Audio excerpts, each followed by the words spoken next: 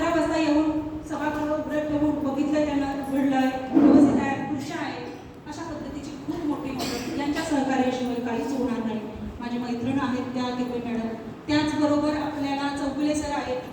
आम्ही आंबोपुंशीला महिलांची मानसिकता करायला गेलेलो, तेव्हा सुद्धा सरांनी खूप चांगली मानसिकता केली होती आणि आज सुद्धा ते विनामूल्य आमच्यासाठी इथपर्यंत आलेले आहेत. आणि वेळोवेळी इतकं म्हणजे ते राज्यस्तरीय संघटनेचे सचिव आहेत, राज्यस्तरीय संघटनेचे, तरी सुद्धा त्यांना त्याचा गर्व नाही. इथे त्यांनी खुर्च्या सुद्धा उचलून आम्हाला बॅनर सुद्धा आम्ही लावला. एवढं सर पण आहेत आमच्यासोबत, त्या दोघांनी मिळून तिथे बाहेर बॅनर लावला. अर्थात इथे आम्ही सांगत होतो शिपायला की आम्हाला कोण आता हे बी नाही करू शकत, बाकीचं काही पण बॅनर कसं लावणार. आणि ह्यासाठी आम्ही इथे मदत मागितली, पण सगळी सुट्टी असल्यामुळे किंवा माणसं होती पण ते कामात त्यांच्या व्यस्त होते. पण ह्या दोघांनी मिळून बाहेरचा बॅनर हा बॅनर वर चढून लावला आणि यांचे आम्ही कसे आपण सगळ्या महिला यांचे कृतज्ञ होऊ हा एक मोठा प्रश्न आहे. तर त्यांचं पण एक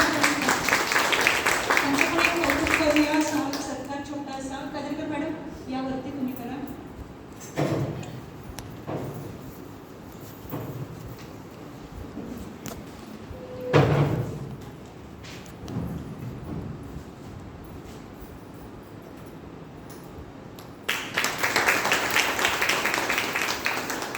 मला वरती वर फोटोवाल्यांचं ऐकायचं असतं.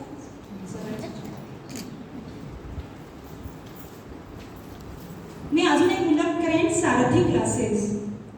जेव्हा मी म्हणत होते की माझ्या हातात काहीच नाही, स्वप्न मोठं बघितलंय आणि माझ्या हातामध्ये काहीच नाही, पैसे काहीच नव्हते, स्वप्न तर बघितलं होतं की महिलांना हे द्यायचंय, महिलांना ते करायचंय, ते करायचंय, हातामध्ये पैसे नाही.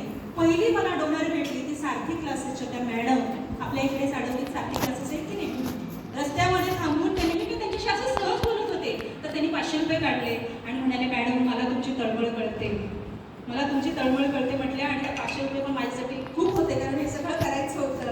आणि त्यांचे सुद्धा मी आज त्या नसल्या इथे तरी सुद्धा त्यांचे मी आभार मानते. त्यांच्यासाठी पण जोरदार टाळ्या. मनेश कोंडकर म्हणून राजापूरचे एक सर आहेत, त्यांनी 500 रुपये दिले. पूजा काकुष्टे आमची मैत्रीण आहे, ती आज आलेली नाही, पण ती म्हणालेली आहे मी देईन, तुझा कार्यक्रम होऊ दे, मी तुला देईन. आपल्या कविता काजरेकर ताई आहे, या जरा या, तर ह्यांच्यासाठी जोरदार टाळ्या झाल्या. अतिशय हरहुन्नरी हौशी, त्यांच्या वयावर जाऊ नका, ते नाचायला लागले ना, ते नाचलेले सगळे आहे की खूप हौशी, त्यांना मजा वाटते अशी डान्स करायला. आता त्यांचा एक ज्येष्ठ नागरिकांमध्ये डान्स झाला, त्यामध्ये फुलं हे काय म्हणाला ते सांगा जरा, तुमचा अनुभव सांगा. माझं वय आहे आणि माझं नाव कविता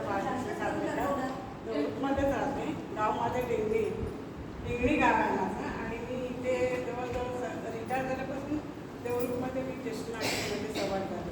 सासूबाई होते आणि ते मी ज्येष्ठ नागरिक राबवते. त्या ज्येष्ठ नागरिकाच्या वयाच्या 68 वर्षी फुल कार्यक्रम अगदी त्या आमच्या मॅडम बसलेल्या त्याने बघितलं, त्याने सगळ्यांनी माझा आभार मानला. खूप आनंदाचा कार्यक्रम पार पाडला. नेहमी आनंदी राहा. बघा यांच्याकडनं शिका. वय किती आहे पण डान्स करायला आता म्युझिक लागलं ना सुरू करणार, त्याचा डान्स बघितलाय मी. आणि इतक्या हौशी, म्हणजे आम्ही गेल्या वेळेला असंच कार्यक्रम घेतलेल्या, त्यावेळेला बऱ्या दिसतात बायका, म्हणजे अजून लोकांची मानसिकता नाही काय करायचं. किती साड्या देण्यात म्हटलंय, साड्या देऊ आम्ही तुम्हाला, साड्या आणलेल्या आहेत. मला स्नेहालयमध्ये मी गेले होते, आपली एक संस्था आहे, तुम्ही सगळ्यांनी तिथे जा कधीतरी, अहमदनगरची.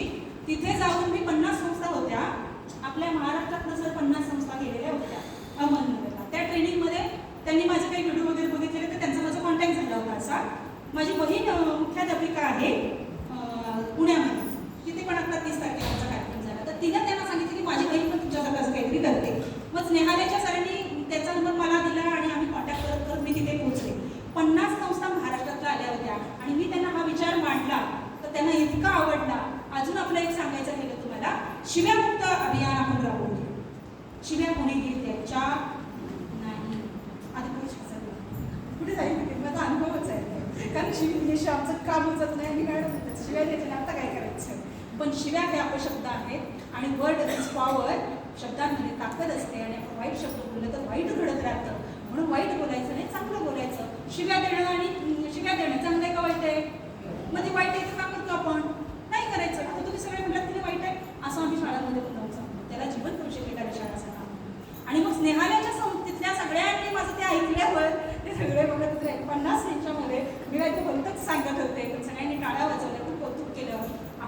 माणूस आहे, तुम्ही पैसे नाही दिले, काय नाही दिलं नुसतं छान तरी म्हणलं तरी पाहिजे ना आम्हाला. तर त्यांनी मला गिरीश कुलकर्णी म्हणून अध्यक्ष आहेत, रेकॉर्ड होत आहे आणि म्हणून मार्गदर्शक आहे. आज ज्या तुम्ही साड्या घेऊन जाणार आहात ह्या साड्या गिरीश कुलकर्णी यांनी दिलेल्या आहेत. त्यांनी मला विचारलं काय पाहिजे, पटकन बोलायचं. फार अध्यक्ष असतात आणि मी कशा आज गडबडीत सगळ्या बरेच जण यांना मी ओरडलेली पण आहे, मग मला पाठ घ्यायला वेळ नाही, फक्त मला काय विचारता. तसं ती गडबडी म्हटलं पटकन बोला काय की पटकन म्हटलं आम्ही पट सुरू केलं की माझ्या महिला आता आम्ही 4थं वर्ष आमचं हळदी कुंकाचं आहे आणि हिरवी साडी नेसायची यासाठी दंडक घातलेला आहे समाजाने. तर हिरवी साडीच मला द्यायची आहे वाण म्हणून. किती पाहिजे साड्या सांगा म्हणजे देतो, दिल्या म्हणाले. आणि मग तिथून मी अहमदनगरवरून एसटीतून देवासारखी मला एक मॅडम म्हणायला कुसून येणार हे. म्हटलं ती चिंता आपण करायची नाही, ती चिंता तो करेल. आणि व्यवस्थित मार्ग मिळाले, चांगली माणसं भेटत गेली आणि साड्या हॉलपर्यंत येऊन पोचलेल्या आहेत. आणि सगळ्यांना काय म्हणतात, फक्त जाताना साड्याच घेऊन जाऊ नका, तो विचार घेऊन जा, विचारांचं वाण घेऊन जा, स्वतःमध्ये बदल करा, स्वावलंबी व्हा. माझ्याकडे अशा पण मॅडम अशा सर केसेस आल्या काजळेकर ताई, विधवा पण आल्यानंतर त्या बाईला दुसरा मार्ग सापडला नाही. तिचं वय आज 65 आहे. माझ्या घरी एक दिवस राहायला आली होती. पोटं अशी झाली तिची, चालता येत नाही संधिवाताने. तेव्हापासून ती वेश्या व्यवसायाला आहे आणि एवढं वय 65 झालं तरी ती व्यवसाय करते. तिला दुसरे पर्यायच दिसले नाहीत का, काय तिच्यावर असे प्रसंग आले की ती काहीच करू शकली नाही वेश्या व्यवसाय. म्हणून मी शक्तीमध्ये घातलं की इथून पुढे मी वाईट मार्गाला जाणार नाही आणि स्वतः सक्षम होण्यासाठी मी प्रयत्न करेन. चक्रवेदी सोशल फाउंडेशन तुमच्या पाठीशी आहे. असे सर काही आहेत जे तुमच्यासाठी काम करतात, अशी माणसं तुमच्या पाठीशी आहेत. पण कुणाचा तरी आधार घ्यायला जाऊ नका, स्वतःचा आधार व्हा आणि तुम्हाला गरज पडली तर चक्रवेदी तुमच्या पाठीशी आहे. पण वाईट मार्गाला जाऊ नका. यानंतर आपण उद्योग व्यवसायाचं प्रशिक्षण घेऊ. तुम्हाला जे जे हवं फक्त तुम्ही एक पाऊल पुढे टाकणं गरजेचं आहे. आता आम्ही असाच कार्यक्रम त्यावेळेला घेतला, तुम्ही आता बरी संख्या दिसते, फारच कमी होती आणि ह्या स्टेजवर होत्या. अरे आवाज कुणाचा, चक्रवेदी सोशल फाउंडेशनचा. आम्ही आपलं बोलतोय सगळ्या त्यामध्ये, अरे आवाज कोणाचा, म्हटलं कुठे टाकलं. चला आपण एकदा तुम्ही बोला हे अरे आवाज कुणाचा, चक्रवेदीचा, फक्त चक्रवेदीचा म्हणा. चला आवाज कोणाचा, चक्रवेदीचा. आवाज कोणाचा, आजपासून तुम्ही सगळ्या चक्रवेदी होणार आहात आणि ह्या दुष्टचक्रात जे आपण अडकलेले आहोत त्याला भेट देऊन मस्त उंच भरारी घेणार आहात. ठीक आहे, हे स्वप्न घेऊन तुम्ही इथून जायचं आहे, फक्त साडी घेऊन नाही. चला आता आपण काय करायचं,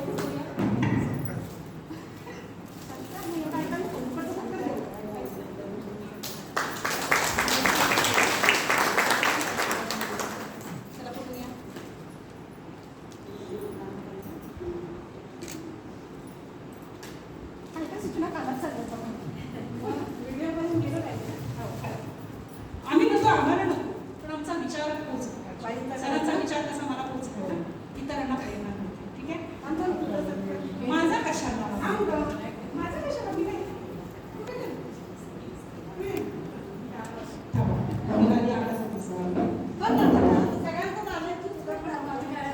आत्माराम लक्ष्मण धुलक.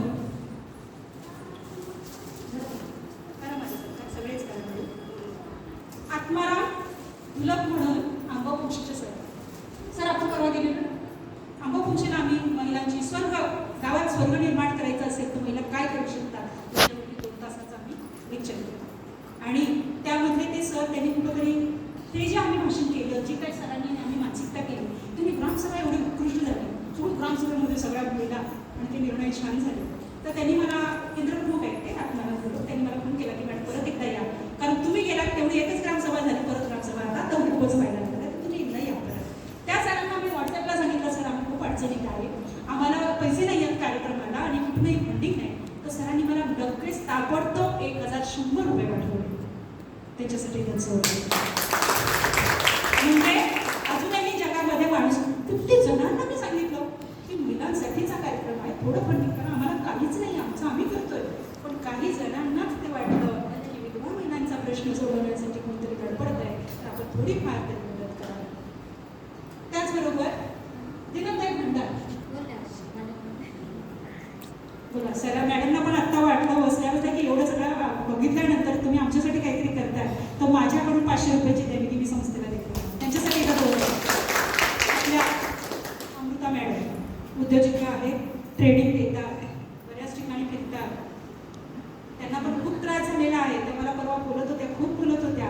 हा त्यांचा एकट्यांचा त्रास नाही, वाईट नजरेने बघणारे पुरुष पण आहेत. आणि काही बायका वाईट पद्धतीने जातात म्हणून त्यांना वाटतं की सगळ्याच तशा असतात, म्हणून चांगल्या राहणाऱ्या बायकांना पण त्याचा त्रास होतो. म्हणून चांगल्या बायकांनी वाईट प्रवृत्तीला कधीही कल्पाने घालायचं नाही आणि आपल्यासमोर वाईट दिसलं तर आपण बोललं पाहिजे. कुठल्याही बाईला जर असं वाटलं की मला हा पुरुष त्रास देतोय, एका बाईने हाक मारायची आणि सगळ्या चक्रवेदीने तिथे जाऊन थांबवायचं. आज आपण हे घेऊन जायचं. साडीवर तुम्हाला देणार आहे, साबण पण देणार आहे. साबणाने धुवायची की अनिष्ट प्रथा धुवून सुकून वाळवून घालायची. पण हे लक्षात ठेवायचं की आपण एकट्या नाही, आपण चक्रवेदीच्या आजच्या सगळ्या आपण एकमेकींसोबत आहोत, एकमेकींच्या पाठीशी आहोत. कुणालाही वाटलं मला कसला त्रास होतोय तर तुम्ही चक्रवेदीला कधीही बोलवायचं आणि बाकीच्या बायकांना बोलवलं तर वेळ काढून आपण तिच्या संरक्षणासाठी धावायचं. कबूल? सगळ्यांनी हातभार करायसाठी कबूल? अशी जर टीम तयार झाली तर आपल्याला साड्याच काय हवं ते मिळेल. तर अशा पद्धतीने मी रांगोळी विलास हाटे यांनी काढलेली आहे. बाहेरची रांगोळी तुम्ही बघितली, ती कुणी काढली? तुमचं भाग्य चांगलं आहे, तुमचं भाग्यच चांगलं. साड्या कुणीतरी दिल्या, हे कुणीतरी केलं आणि म्हणलं रांगोळी कशी. रांगोळी मॅडम म्हणाले मी काढते. रांगोळी आमच्या मॅडम पण छान काढतात, पण ह्याला जरा वेळ होणार होता. त्या 1:30 वाजता येऊन रांगोळी कधी काढते. म्हणून आमच्या इकडचे एक सर आहे, त्यांनी मला सांगितलं माझं नाव घ्यायचं नाही. त्यांनी म्हटलं मला नाव नका घेऊ. मी नावासाठी नाही केलं. ते सर मला एवढं खाली बोलले ना, सर मी तुम्हाला म्हणून कधीतरी सांगते. ते सर म्हटले तुम्ही जे काम करताय ना, मी त्याच्यापुढे काहीच करत नाही. मी सद्गतीत झालो की मी तुम्हाला पुढे येऊन मदत पण करू शकत नाही. पण त्यांनी मला इतकी मदत केली, मी कुणाला माझा